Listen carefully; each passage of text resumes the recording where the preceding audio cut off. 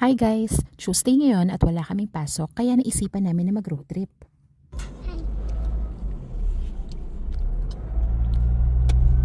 I love you, Nanay.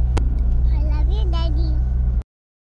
Umalis kami ng mga 12:45 PM sa bahay sa Calamba tapos dumaan kami sa Santo Tomas, Batangas. Kasi dito kami dinaan sa Google Map, dito daw mas mabilis. Tapos ayan yung mga dinaanan namin, puro bundok, puro puno. Mahilig kami sa mga ganto so okay lang, nag-enjoy talaga kami. Ang dami namin nadadaanan na punong rambutan sa kalsada so kumuha kami ng 3 piraso. Sorry po. In fairness, yung kalsada, ang ganda ng mga daan dito, ayos na ayos. Parang ang gaganda ng mga kalsada na dinaanan namin dito, as in parang mga bago pa talaga. Parang may bagyo pero hindi naman umuulan, so sana hindi magtuloy-tuloy. Mabilis lang din yung biyahe kasi wala namang traffic, wala nga kaming kasabay na kahit anong sasakyan dito. Kuha lang namin ng 1 hour and 15 minutes yung biyahe from Calamba to St. Ambrose Biodiversity Farm. Itong dinadaanan namin na to, St. Ambrose na to, start na yan nung paakyat. Kung mahilig ka sa nature, ito ang para sa'yo. Literal na puro puno tapos puro ibon yung maririnig mo dito. Pagpasok mo dito may signage na nakalagay 60 pesos each yung entrance.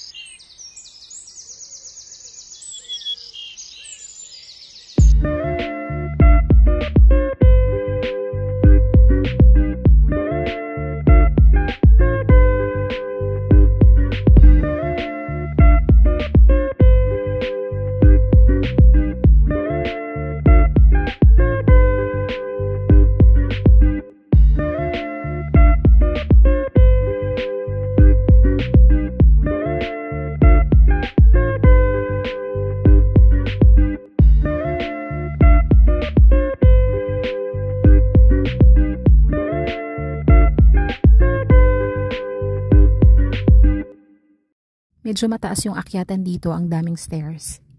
Hindi ako masyadong prepared sa mga akyatan so si daddy na lang magbubuhat kay baby kasi yung sarili ko nga hindi ko na kayang buhatin.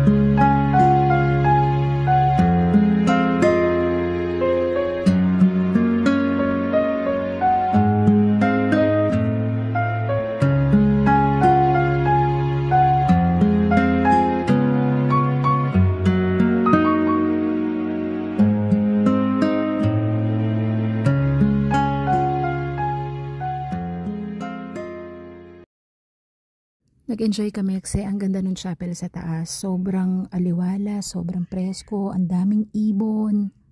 Ang ganda ng view, ang tahimik, lahat-lahat na. Basta ang ganda. After namin mag-pray sa taas, ikot-ikot muna kami dito bago kami umuwi.